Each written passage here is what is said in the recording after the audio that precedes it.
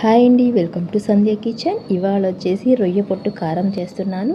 రొయ్య పొట్టు తీసుకుంటున్నానండి. 150 గ్రాములు మంచి రొయ్య పొట్టు తీసుకుంటున్నాను. రెండు రకాలు ఉంటాయి, ఇసుకున్నవి ఉంటాయి, ఇసుక లేనివి ఉంటాయి. నేను ఇసుక లేనివి తీసుకుంటున్నాను.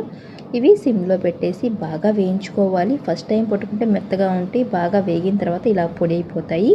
ఆ విధంగా వేయించుకోవాలి సిమ్లో పెట్టి. ఎండుమిర్చి కూడా 10-12 దాకా వేస్తున్నాను. ఒక్క చుక్క ఆయిల్ లేకుండా ఈ కారం అయితే చేస్తున్నాను. అరుగుదల కూడా బాగుంటుందండి. ఈ కారం అయితే హెవీగా కూడా ఉండదు.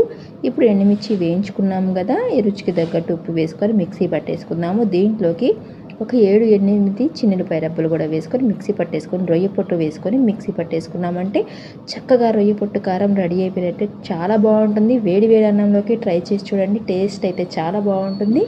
ఈ వీడియో కనుక మీకు నచ్చినట్టయితే లైక్ చేయండి, షేర్ చేయండి, కామెంట్ చేయండి, సబ్స్క్రైబ్ చేయడం మాత్రం మర్చిపోకండి.